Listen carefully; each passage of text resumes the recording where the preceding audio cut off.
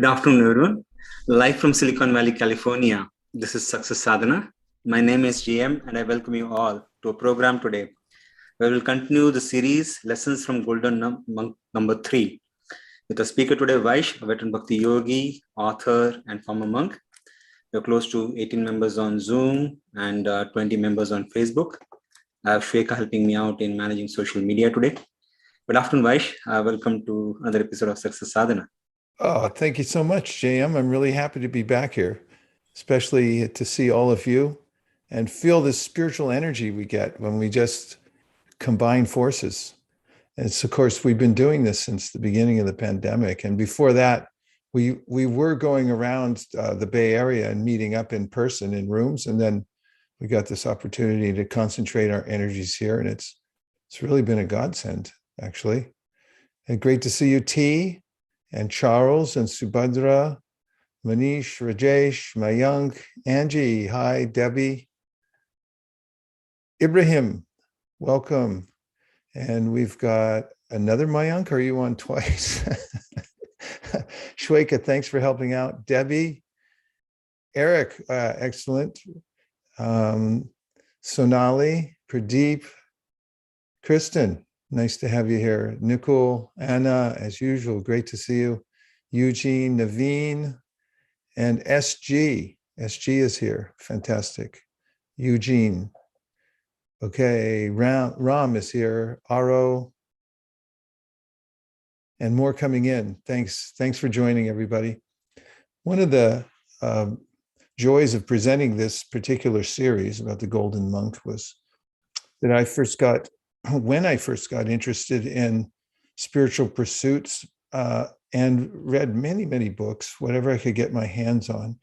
And when I came across the teachings of the Golden Monk, I was taken with the simple ways that he presented the universal principles of spiritual practice. And I especially liked his garden metaphors because it made a lot of sense. Spiritual practices have so many corollaries to the gardening world, like planting the seed that we talked about before and watering. And I love the way he taught. Today, we're going to talk about weeding, because those who are gardeners know that you have to do your due diligence, right? Anybody? Of course, if you have maybe an apartment, but even if you put a little potted plant outside and water it, or inside for that matter, somehow weeds start growing along with the plant that you wish to grow, and you have to help the main plant out. It needs a little assistance in the beginning. My gardeners who I work with a lot tell me how much the weeds like to rob the nutrients from the soil, what to speak of drinking the water.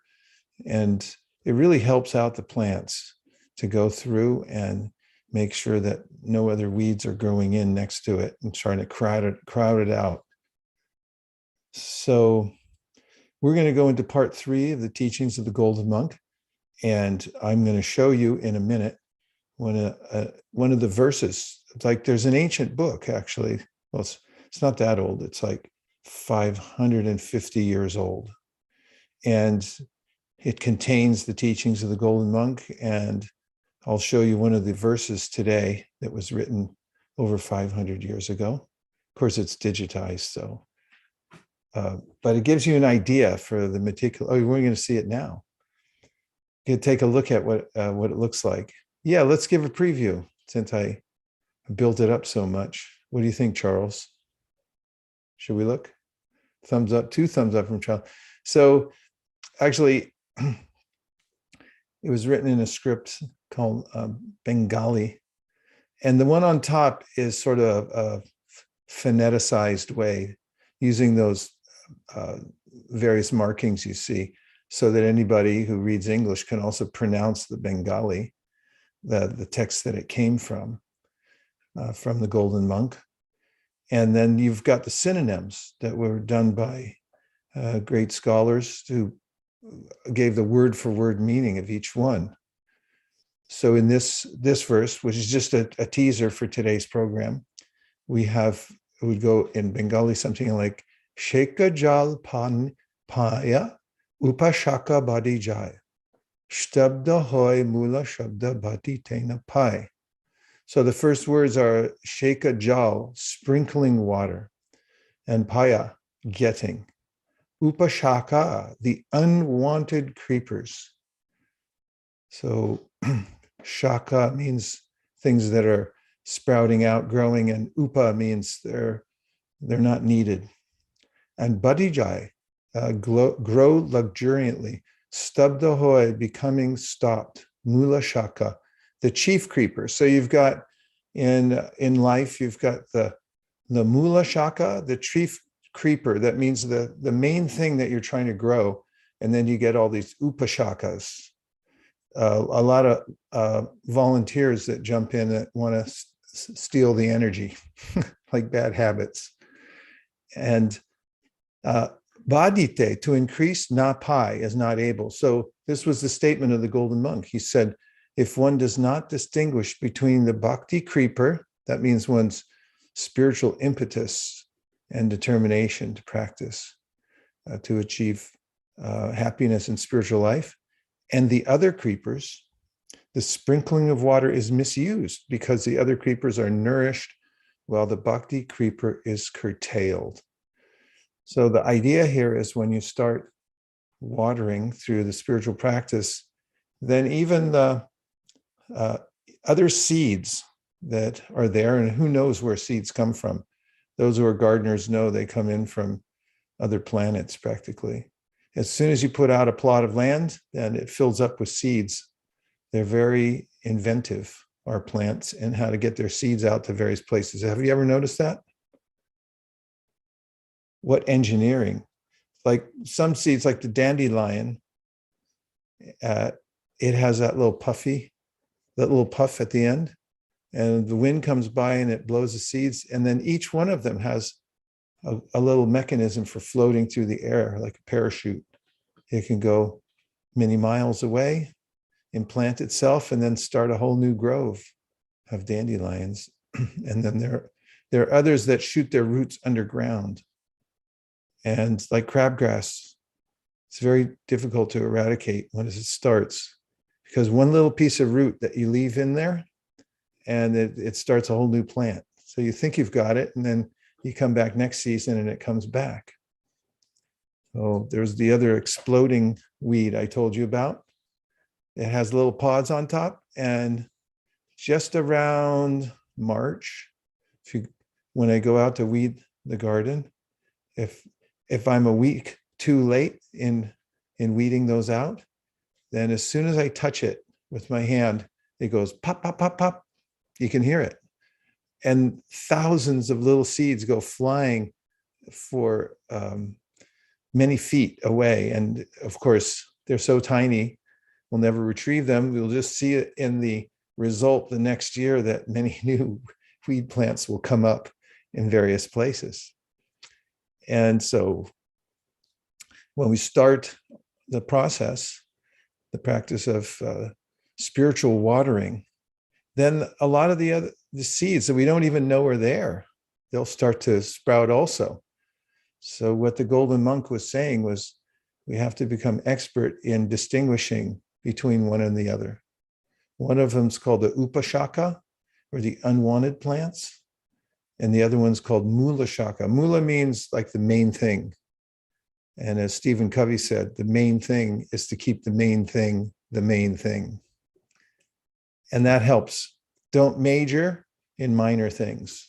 And especially don't major in bad habits, because those basically choke out any hope of advancing if we deliberately water the weeds. So I got to be careful. So that's a little preview, which took up a quarter of the show today, or at least some of it. And let's just take a moment to chant a mantra to get started. And it's a good way to start anything. In fact, I recommend it. I learned many years ago when living in an ashram that waking up is one of the most important parts of the day. As soon as you come to consciousness out of dreamland, it's important to say an affirmation or a mantra to fix the mind. Where am I? Who am I? Where do I come from? Where am I going today?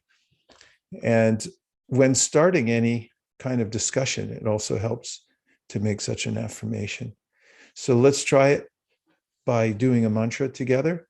Let's try closing our eyes, sit up a little straighter than you were a second ago. It brings the mind to attention.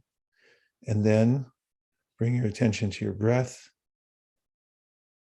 And just feel some gratitude that you can bring your attention to your breath, because ultimately you're a being with free will. And the real freedom is you get to choose where you place your attention. And right now, if you wish, you can place it on your breath and just notice that you're the one who decided. You can move it any direction you want to go. And make sure to take time to breathe and try relaxing, but keeping an alert mind, and see how that feels.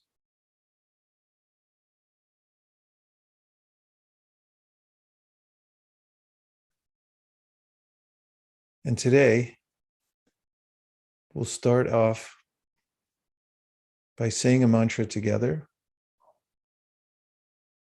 Man means mind and tra means to deliver. So mantra is the spiritual sound vibration that delivers the mind from anxiety.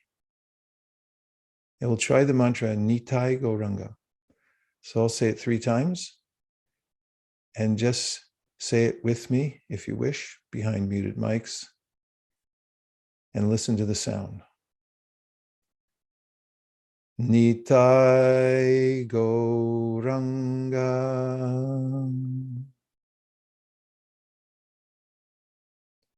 Nitai Gauranga.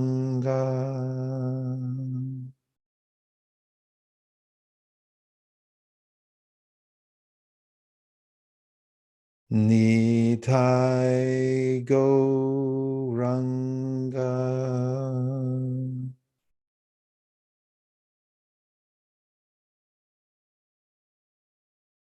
And just feel how the vibration has entered your ears, into your heart, resonates with your solar plexus, the cells in your body.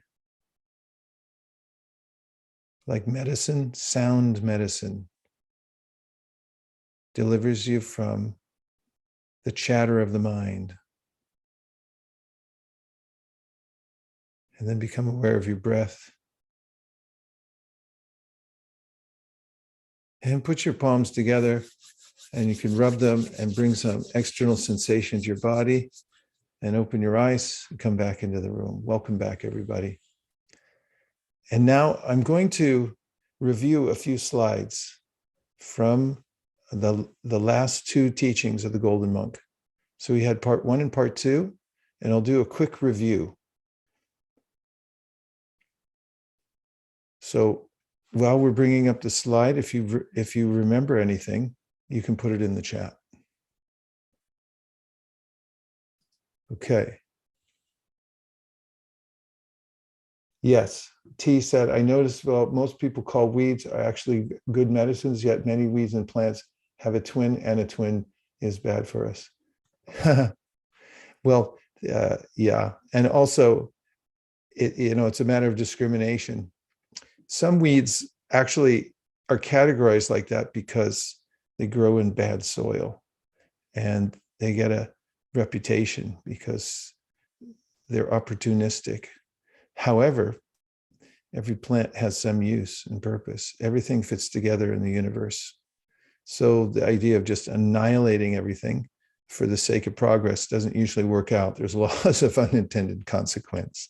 So for the sake of the analogy, we're really talking about weeds in the context of our spiritual progress, and discriminating between those things that are healthy for our progress and those things that are called anartas. They really don't have any value for us. For instance, if you eat junk food, like yesterday, I threw outside in our neighborhood an empty bottle of Gatorade and a half-eaten, perhaps eaten, bag of potato chips. which I helped them out by putting them in the proper receptacles since they forgot to do so. And I was thinking, this is kind of empty, like empty calories. T, were you going to say something? I put it in the chat. I was Oh, just saying, okay. Thank you.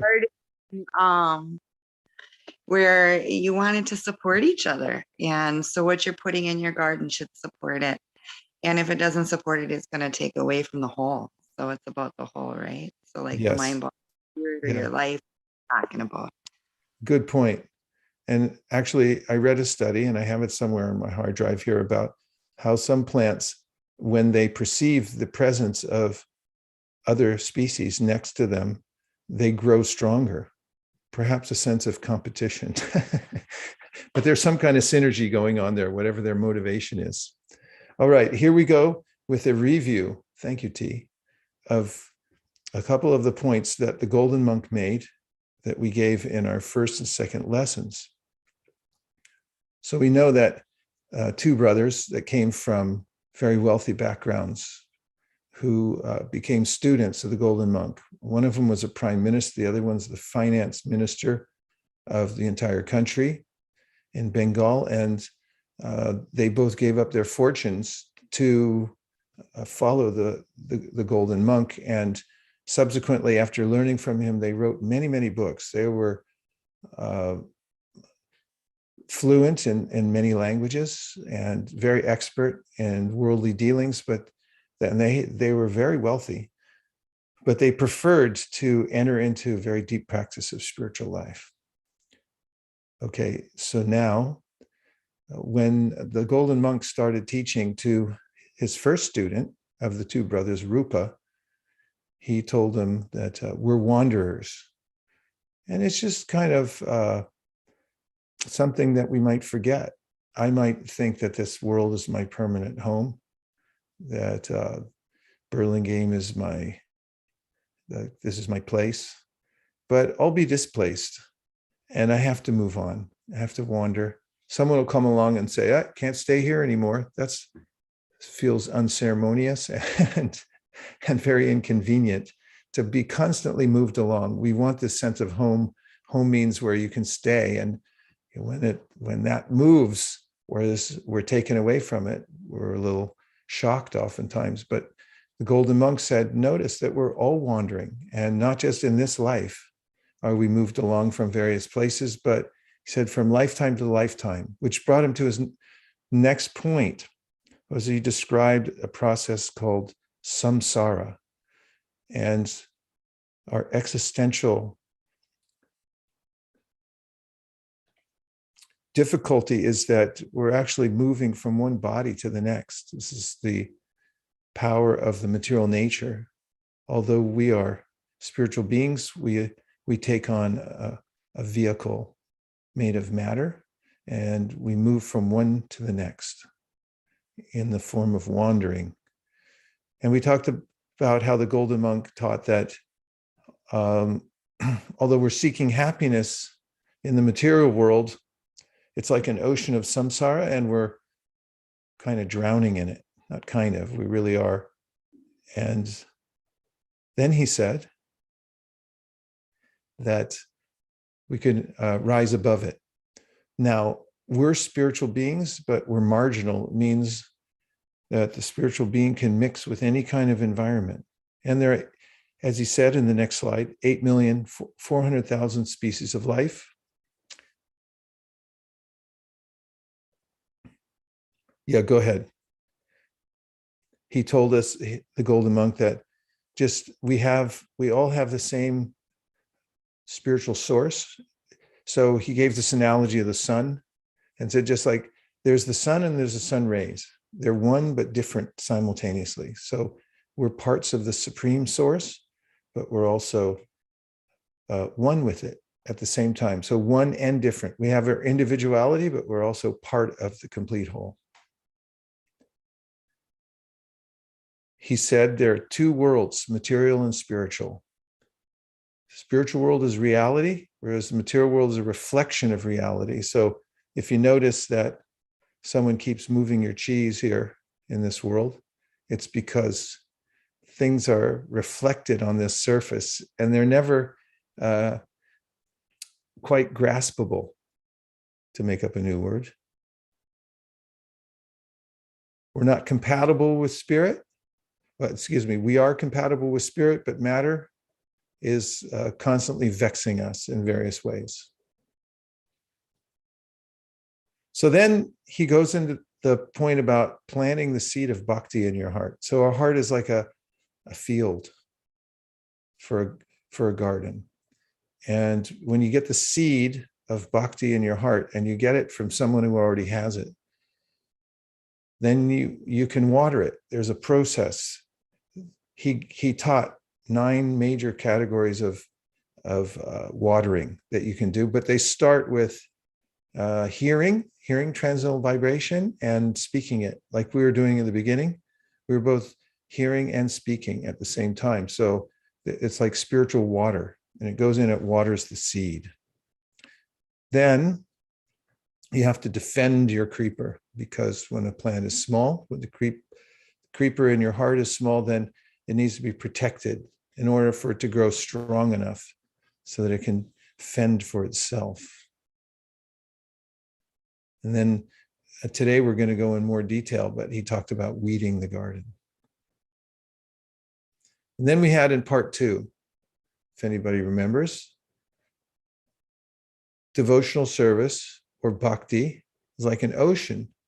So the Golden Monk said, we can take a look at it, but as he said in the next teaching, we can just look at a drop and try to get a taste, see what it's like from this ocean of the teachings on bhakti. And then he described how there are 8,400,000 species of life, and all of them are wandering. Each one is an experience for the soul. Each body is a different kind of portal for the spiritual being that inhabits and animates the body. And we move from one body to the next while we're in samsara, or we're forced to take a material body, but we don't have to if we come to an awakened stage of spiritual realization. So here's the chart describing the proportion of various species in the world. And also the concept that the soul is not compostable. Everything else is. I mentioned how I got a book during my intense gardening days at the beginning of the pandemic called Compost Everything.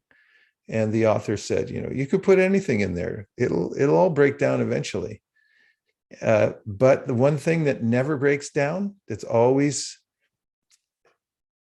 intact and whole, is the spiritual being within the body. So the body itself is compostable, and everything around us, our house, the whole planet is compostable, but the soul, it's not. We're different from matter. We don't compost. We simply pass through various forms of life. And through those different forms, we experience different levels of consciousness. So obviously in every body, even in the same lifetime, we have different bodies. We have childhood, youth, middle age, old age, and so forth. And we see the world slightly differently through each one of those manifestations that we have even in this life. What to speak of if we're in a different species body, then we'll see slightly differently. And then the Golden Monk said it's extremely important at the time of leaving the present body how one has developed one's consciousness, because the aggregate of experiences and the kind of spiritual strength that we've developed or lack thereof will determine where we're to go in the next life. And then he told Rupa, did the Golden Monk, that out of millions of humans, very few are serious about spiritual advancement. It's a very rare thing, actually. And then we discussed one of the concepts that the golden monk taught to Rupa. And he said that if you have any desires, then you won't be peaceful. But if you have a desire for devotional service, then you'll feel peaceful. So he gave the key to actual peace is to want to serve the whole instead of try to serve oneself. That doesn't mean that we neglect ourselves or we neglect others around us, but we have a clear idea of what the root is and how to water the root.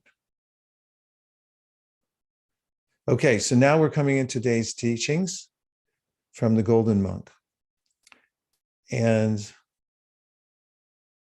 I'll just take a second to see if there's any reflections from the past teachings. They're starting to sink in for me, just seeing them repeated each time. Are there any thoughts before I go into today's teachings from the Golden Monk? What's sticking with you? Have there been any of these that stuck in your mind after you've seen them a few times? Yep. Yes? Which part? I really like the point when the picture where it is showing that everything is composable, but not the soul, because it's pretty, sometimes when you read a good book or a good cause, it sometimes does not capture the whole essence. We get carried away by, what they're trying to say, but you miss the main point. So it's very important, sometimes looking at the cover of the book, you could get like totally confused, so I think this is very enlightening. Thank you. Yeah. And I thank Tarini for drawing that picture for us, giving the concept. Gidget's here. Gidget's in the house. Okay, what did she say, JM? Yeah, Linda said, I believe the pandemic has made many people in the world look for more spiritual enlightening. Oh, yeah, Linda's there too. Yeah, Linda, I've found that also, yeah. And Gidget says, when we reflect the rays of the sun, we bring light into sometimes a dark situation. Ooh, I like that too. Nice observations. Thank you, Linda and Gidget. Okay, let's go into today's teachings from the Golden Monk. This is the third part that he taught to Rupa. Actually, it's not necessarily the third part, it's just how I've divided it up. So in this section, let's see the opening slide so we get an idea of the theme as we thought of it. So the theme for today, like the introductory slide, is weed your bhakti garden. See some weeding, serious weeding going on there. And then we looked at the verse that there are two kinds of creepers that come up when you start watering, the unwanted ones and then the chief ones, the one you want to survive. So that calls us to weeding. So know your weeds. I went into it a little bit, but there's this whole science of weeds and know what they look like and how they're different and what they actually do compared to the main plant you're trying to grow. And it's important to know, especially in the context of today's teachings from the Golden Monk, is that weeds grow in bad soil. They gravitate towards that. They've developed over time to adapt to the poor soil. So we'll see that one of the ways that's important, well, let's look at this picture for a minute. And that is that you can look and see, as we'll get into a little bit later, seeds are miraculous. What you plant is what you're going to get. So on the left-hand side, the artist has rendered this gardener. Looks a little dark and bleak over on that side, doesn't it? Who's sowing cruel seeds. And on the other side, the gardener is putting out love seeds. So it looks a little more inviting on the right side, doesn't it? Well, it seems simple, but that's what happens. So we have to be careful about which seeds we put out, obviously. And then keep that concept in your mind that the weeds grow in bad soil. Okay. So we get a clue, it says the Michigan State University website, of the health of our soil. Soil means the state of our heart, the state of our consciousness, the baseline that we've developed in our life, the way we're living and the way we're maintaining ourselves and spiritually. And so if weeds are growing up quite a bit, we can also assume that the soil is not good. We've let it go somehow.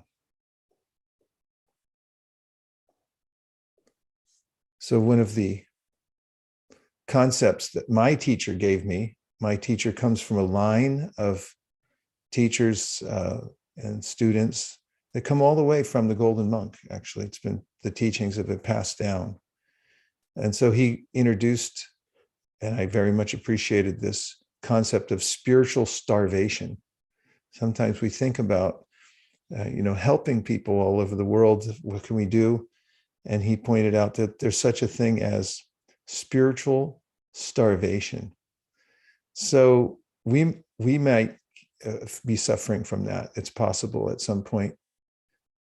I know one thing, I've definitely noticed a difference in dehydration. Once when I was living in South India, it was very hot there, very tropical climate. And I felt so fatigued every day.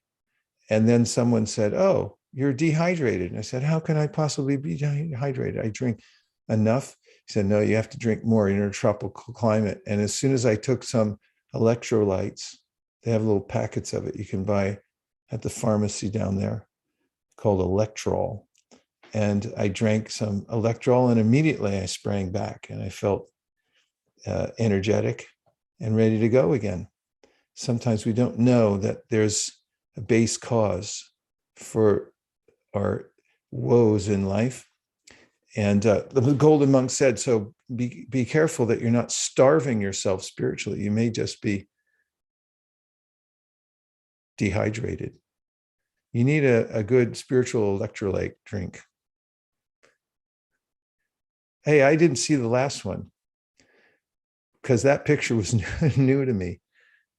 Yeah. Look at that. What a nice drawing. Okay. Spiritual starvation. I like it that the watering can is talking to them, to the plants. So you have to feed your soul. And there's a story of the bird in the cage.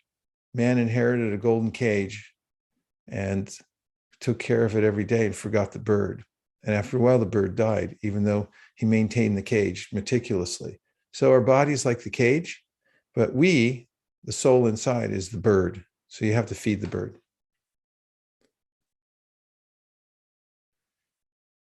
So the Golden Monk said, be systematic in your practice. So that means start a daily spiritual practice.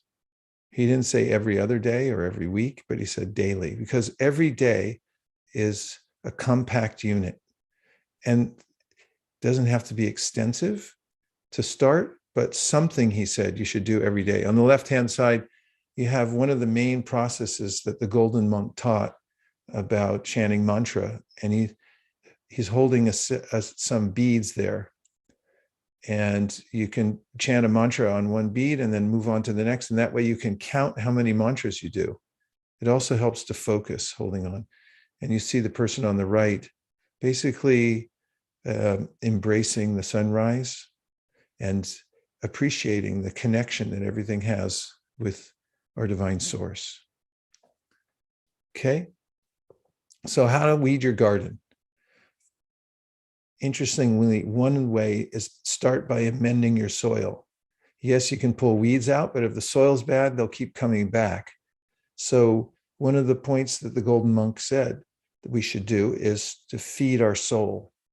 So in a very practical way, beginning of the pandemic, we made this app for the 21-day spiritual fitness challenge. It's the Success Sadhana app, and you can check that out. It doesn't cost anything to join. And there's a regimen for body, mind, and spirit in there that you can practice. It's very simple. You can pick the ones that you like, and you'll just notice when you're amending the soil, that is, you're giving yourself some spiritual nourishment. It's a lot harder for the weeds to survive. And weeds are like bad, I'm in this context, are like bad habits, things you're trying to shake, but you can't get rid of them. Maybe there's some things that you're attached to, that you think you shouldn't be attached to, you know you shouldn't be, and you just can't shake them, well, amend your soil. And you'll start to notice that the bad habits don't survive as easily in good soil.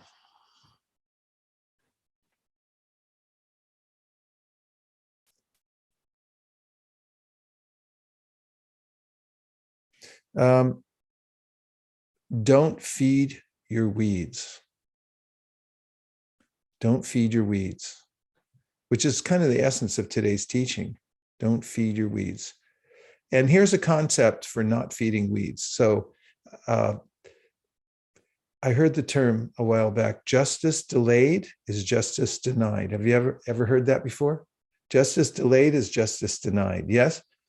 So here's another one that goes with it for your spiritual practice, and that is a bad habit delayed is a bad habit denied. If you just say, I'm going to stop doing this, or walk away, maybe you'll be successful. But it's something that we're used to. You can see on the next slide, which is procrastination. And if you apply your procrastination to the right things, that means whatever urges, bad habits you're trying to diminish, just try procrastinating and neglect them. But all you have to tell them is, maybe later. Maybe later. Gidget. The only other thing I wanted to add, because where I'm from, we always say delay is not denial. When you're waiting on something and you're hoping for something and it doesn't happen to you right away, and you think, oh, well, since it didn't happen, that means no. And you got to remember, I am a spiritual person, so I pray. And when my prayer isn't answered when I want, I'm like, oh, well, that must mean no. But I have found that sometimes delay does not mean denial. Oh, that's a nice one. That takes it on the positive side. We have to be patient. Yes. Yes. There's also a law I learned in accounting called the law of diminishing intent. It has to do with the collections department. If someone owes a debt to the company, the longer you wait to ask them for the payment, there's the less likely it is that you'll actually get it. Yes. Right. So on the side of weeds and getting rid of bad habits, the longer you wait, the longer you can delay it, delayed gratification, and just say, not now, later, and put it off. Then oftentimes, especially if you're replacing the soil, amending the soil, and you've got better practices to do, those urges weaken. And one of the points is that a golden monk made was that these desires and impulses are coming from us having a body, and we're always going to have that. So basically, if we learn this technique of tender, loving neglect, when these kinds of urges come up, you just like, sorry, we know how to neglect things, right? If you want to, just apply it to those and see what happens. Don't say forever, because they'll say forever, that's impossible. We just say, just for now, let's forget it. I'll come back to you later, and just keep putting it off, and then putting it off. And then it's like, what happened to it? It's like, I forgot. So one of the things is to, be careful not to water the seeds. In fact, you can make sure not to water the weeds, I should say. Okay, Jam, let's see what else we have. Oh, Erica had a question. Erica, Erica asked, I think this brings more questions. Are the number of the souls finite? So the Golden Monk said in his teachings that the number of souls are asankhya. That means they're uncountable. They're infinite number, that impossible to count, is how he put it. Sankhya means to count, and asankhya means uncountable.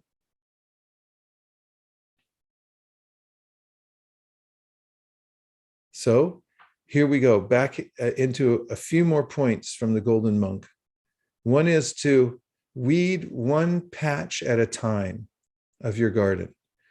So I had this experience once. I went out, looked at the garden after I'd come back from traveling, and it was so full of weeds. And I thought, I'll never get to that. And even if I get to it, it'll, it's too much. But then I thought, well, I'm just going to do one small part. So I went out with my gloves and my weeding tools, and I just worked on one small patch. And once I got absorbed in doing that little patch, it's kind of engrossing, isn't it? Weeding. Once you start, it's hard to stop. So it's, there's a couple more over here and a couple more over there. First of all, I did a larger patch than I thought I might, because I got absorbed and it actually felt good. I was making progress. And then I realized if I did one little patch every day or every other day when I could afford the time, that I was making a lot of progress. And so if you work on yourself in one small area of your life, just take a little time each day to absorb yourself in some spiritual practice, you'll notice that it's not intimidating. The mind won't push you away from it, say, no, you're too busy, you got to go work and do everything else but this. But if you just take it a little bit at a time, it'll work. And also, every part of your life affects all other parts. So the point is that if you do something good for your soul, even for a few minutes, then it'll influence the other aspects of your life. It starts to affect the way you interact with other people, and there will be an upward spiral. So you got to start somewhere. Oh, look, we got another message from T. Could you read it, JM? Sure. T says, the energy, spirit, life around feels so good and uplifting after the weeds are cleared and bed tended and plants being watered. Yes. And in fact, there's some poetry that were written by some of the students of the Golden Monk when he traveled. And then he used to travel a lot, go barefoot from village to village to impart these teachings. And when he'd come back to the main place where he stayed, his students said it felt like a rainfall coming after a long drought. And so, these spiritual practices were able to bring a little spiritual water in through the senses, rather than the kind of agitating sounds that come in from the regular world. Is there going to be polemics in the world? Is the financial line going to hold? If it does, how many taxes do I have to pay? Mhm. I mean, I can go on and on for a whole day here. Anxiety-ridden thoughts that come into the mental system, and but if you take a little time to water your soul, it's energizing, and it feels like rain after a long drought. Somebody was going to say something, I heard. Well, I just wanted to add that Bimbar said to everyone, also be positive about your progress instead of negative about what you did not get to. And I like that resonates so well with me, because a lot of times we can look at the negative all day long, but to look at the positive and see that glass with some water in it. Yeah, I like that, Gidget. In fact, I had a call because I had an appointment and I had to have a phone call before I went to my appointment in a couple of days. And so the receptionist said, so how are you today? I said, super good and getting better. Outstanding, but still improving. And she said, I wish I could say that. And I said, you can, just go ahead and try it. I said, I just said it. Why can't you? But yeah, Gidget, taking the positive side, that energy actually is something that we can decide upon in different ways, especially if we're amending the soil. Yes, Sundar's here. Thank you, Vaish, for the insightful talk so far. I really like the point about a bad habit delayed is a bad habit denied. Generally, at least, sometimes we see these habits that we don't want, and there is a tendency to say, I'm not going to do this ever again. But then,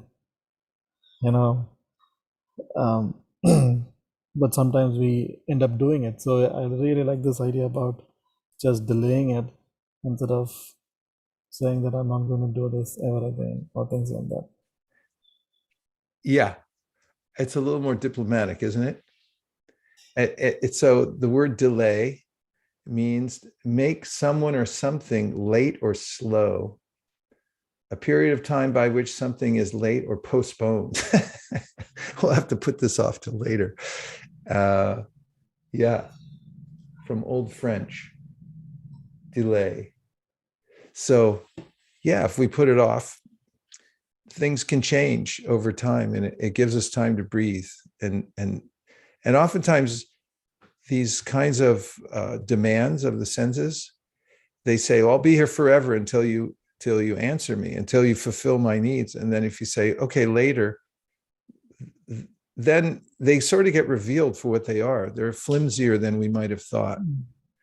And meanwhile, if we're developing spiritual strength, which is really important, to find a way every day to get spiritual strength, because that's the gives us the wherewithal actually to make a success out of our lives and to develop the kind of qualities that we want to have. You have to have some base. Okay, let's see the last few slides. That was really helpful, Sundar. Thank you. Thank you. Okay, I'll do this slide and I'm coming back to Linda and Mayank. There's a few more. Actually, yes. So tips for keeping your garden growing. One is to trust good seeds. So we talk about the bhakti seeds. Study it a little bit, just like when you're going to plant a garden, you want to find out who's got the best seeds. What constitutes the best seed? Where did it come from? Study your seeds. And as I mentioned before, we get seeds by association. So when you find those that have good seeds, like there are companies that are famous around the US and the world for having really good seeds. And people trust them. If it comes in their package, everyone knows, they did their due diligence. So find those people in your life that are putting out, that have integrity and are offering good seeds. So that's the most important part. The seeds get planted by our association. And then also, there's nothing hardly as useful as this admonition, you reap what you sow. Just remember, as the Golden Monk taught us, we're like a garden. Our heart is like a garden. And what do you expect? If you throw all kinds of things in there that you don't know where they came from, and you allow the soil to go down, what do you expect? So be careful. Make sure that you're putting in what you want to come out. If you put in carrot seeds, you're going to get carrots. If you put in cucumber, you're going to get cucumber. It's a law. And one of my favorites, not just for gardening, but for life, for the good gardener, is the best fertilizer is the gardener's shadow. So I neglected my greenhouse for a few days because I was really busy writing and on deadlines. And then I finally went in there and started to look, said, oh, the battery ran out on my watering system, so I need to water you by hand. If I had gone too long, they would have all died. And so you have to be there. And so look in. Don't be afraid to look at how you're doing in your life and to be attentive, because just by looking, by showing up, you're going to find where you need to water, where you need to weed, and so on. Just take a look. And finally, connect to expert gardeners to help you with your garden, because those who already have mastered a skill can give immediate help and advice so that we can amend the soil, we can find out where we can do better and so forth. Now, JM, let's take a few more reflections. Yeah, and if it's okay, just quickly wanted to remind that we are very excited to be welcoming you all who have registered for the Festival of Inspiration this Sunday at 11:30 a.m. In Mountain View. So thank you all for registering. We have a full house. And we look forward to having spiritual conversations, mantra music, and other spiritual activities we plan to do. And also for those who have registered, in case you're not able to come, please do drop a note to hi@vaisheshikadas.com in case your plans change, because we do have few people who are on wait list. So it'll be good to let them know so that they can join. So again, please come hungry. Yeah, both I think hungry for both body and spirit, so that we can feed both of them. Thank you. Oh, thank you, JM.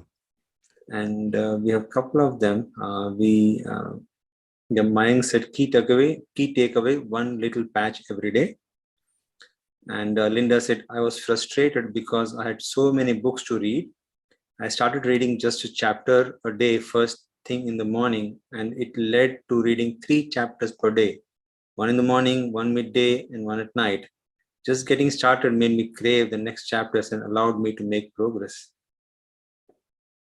Yeah, that's such an important point.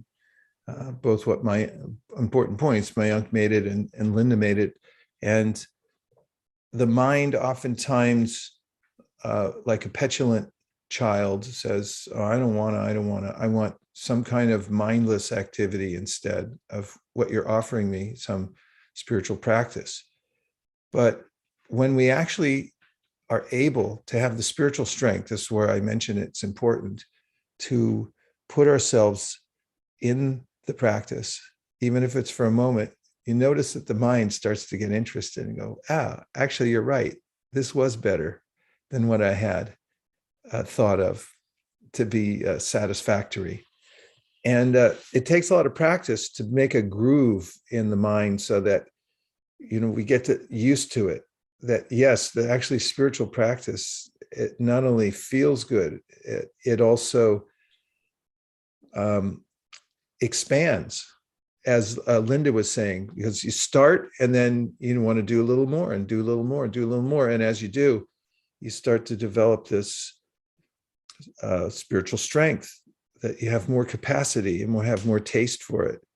And that's a good thing. In fact, one of the students, we're talking about Rupa, who learned from the Golden Monk, wrote his own book, many books, but in one of them, he talks about how you have to practice every day until you get a taste. And he gave him the example of a disease called jaundice. Anybody ever have jaundice here? Anybody have it now?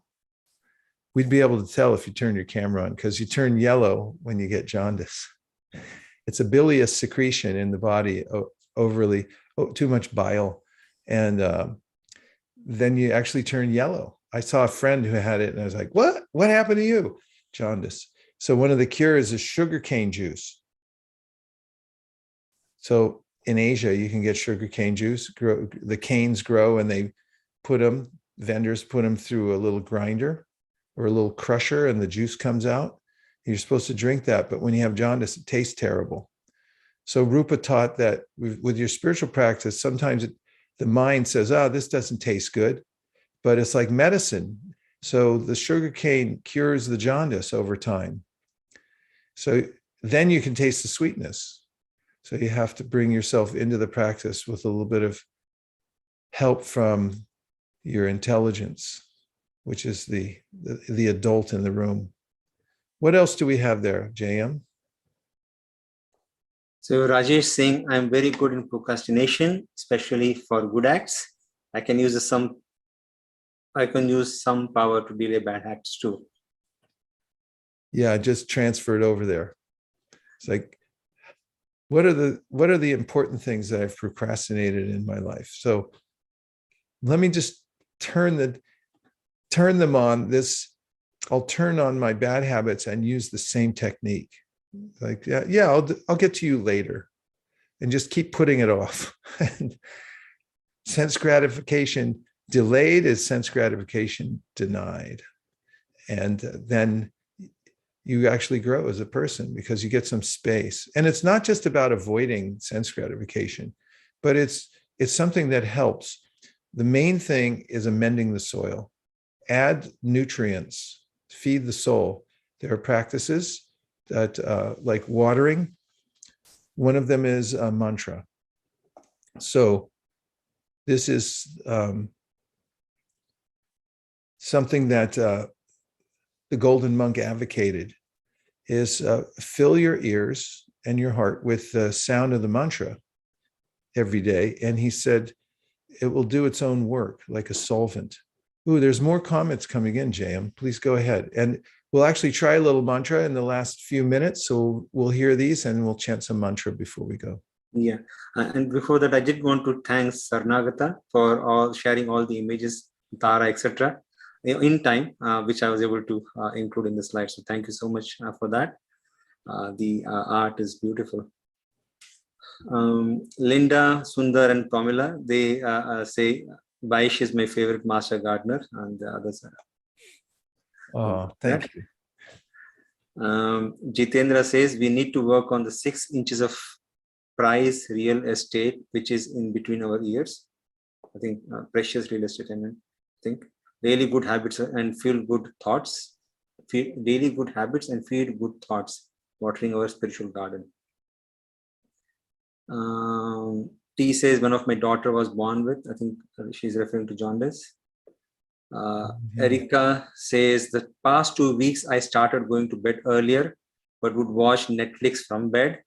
I still seem tired in the morning.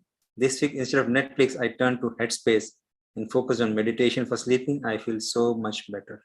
Yay, Erica, way to go. Gidget says, for me, it's not saying no to the bad habits. I need to say yes to the good habits. Fantastic. I love that.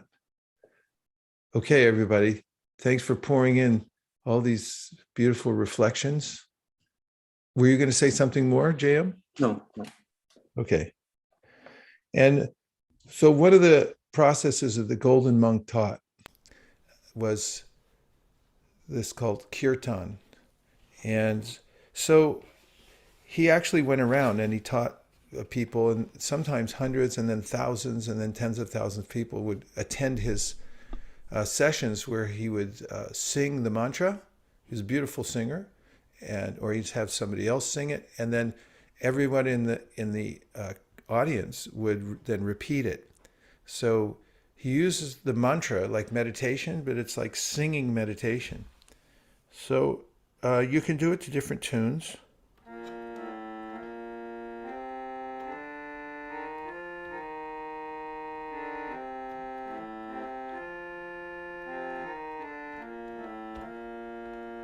So I'll just sing it a couple times so you can hear it. And then if you want to repeat the mantra behind muted mics, you can do that. Hare Krishna, Krishna Krishna, Hare Hare, Hare Rama, Hare Rama, Rama Rama, Hare Hare. Now chant. Hare Krishna, Krishna Krishna, Hare Hare,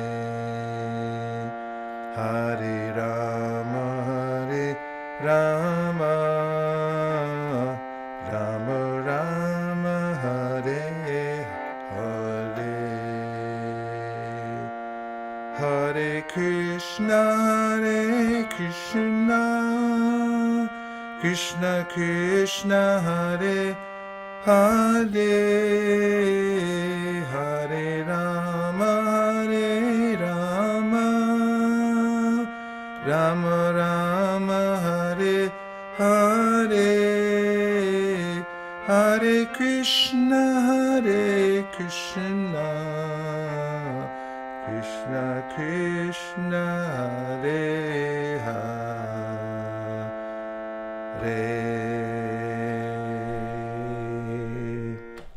So this is called the Maha Mantra, and it's been passed down over millennia, and it's one of the ones that the Golden Monk took village to village, and he taught everyone to sing it and become absorbed in the sound vibration. He said very naturally it will amend the soil of your heart and mind. You just start feeling spiritual strength from doing the mantra. And you can also do it by repeating the mantra as a kind of meditation to yourself. Well, JM, it looks like we came right up to the 1 o'clock time. I just heard the chime. So we made it right under the wire. Thank you very much, everyone, for joining this series, The Teachings of the Golden Monk. And Thank you. No, thank you. One thing you might not all know is that high in the Himalayas, there are yogis who actually dedicate themselves to meditation, and they stay in caves. And when they're in caves, they sometimes come out to get a little food, some roots and fruits, and they see one another on the high pathways of the Himalayas, and they wave by raising their hands in the air. And they say these two words that mean keep the transcendental vibration going. And the words are Hari Bol. Hari Bol. Hari Bol. Hari Bol. Everybody, Hari see you Bol. soon. Hari Bol. Hari Bol. Hari Bol. Hari Bol.